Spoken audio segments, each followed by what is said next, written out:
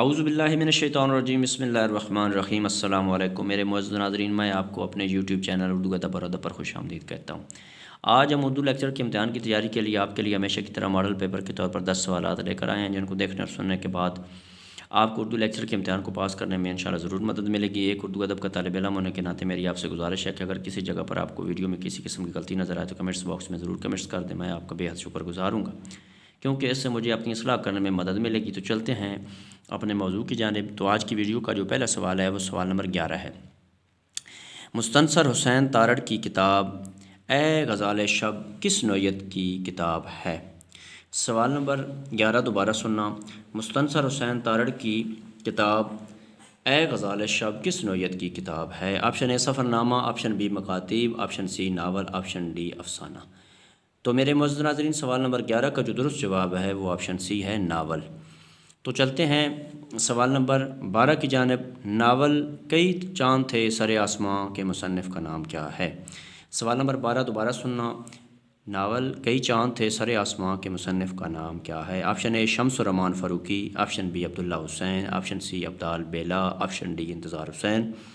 تو سوال نمبر 12 کا جو درست جواب ہے وہ ہے آپشن اے شمس الرحمان فاروقی۔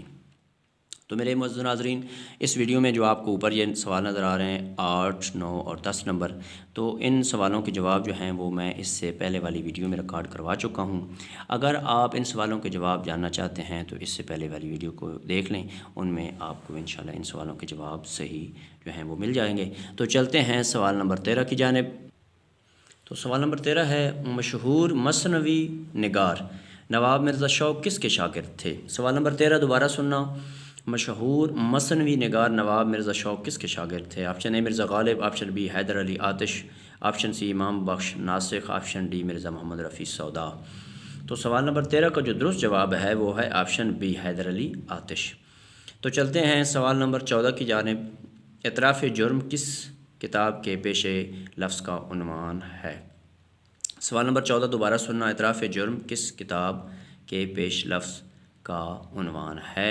آپشن اے سرگزشت، آپشن بی اشفت بیانی میری، آپشن سی جہان دانش، آپشن ڈی شہاب نامہ۔ تو سوال نمبر 14 کا جو درست جواب ہے وہ ہے آپشن ڈی شہاب نامہ۔ تو چلتے ہیں سوال نمبر 15 کی جانب۔ ناقدین فن نے ربائی کے کتنے اوزان مقرر کیے ہیں؟ سوال نمبر 15 دوبارہ سننا۔ ناقدین فن نے ربائی کے کتنے اوزان مقرر کیے ہیں؟ Option A 24، option B 22، option C 18، option D 20۔ تو سوال نمبر 15 کا جو درست جواب ہے وہ ہے آپشن اے 24۔ تو چلتے ہیں سوال نمبر 16 کی جانب۔ مستنصر حسین تارڑ نے اپنے کس سفر نامہ میں موت کو بطور کردار پیش کیا ہے؟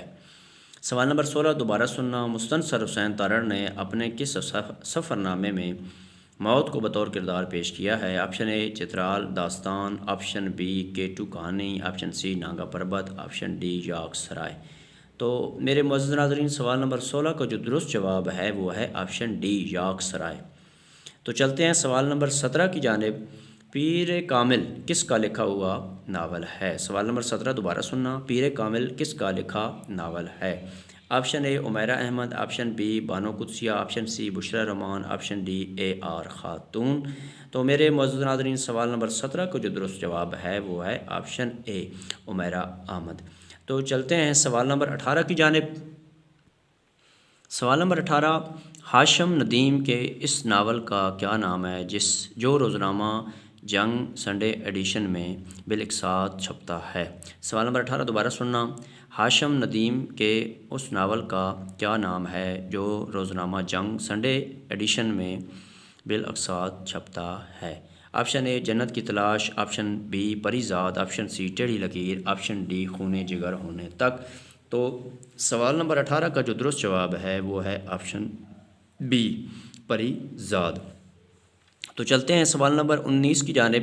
مرزا غالب بند روڈ پر تعلیمی بالغاں اور لال قلعہ سے لالو کھیت تک خواجہ معین الدین کی شاہکار تحریریں ہیں، ان کا تعلق کس صنف سے ہے؟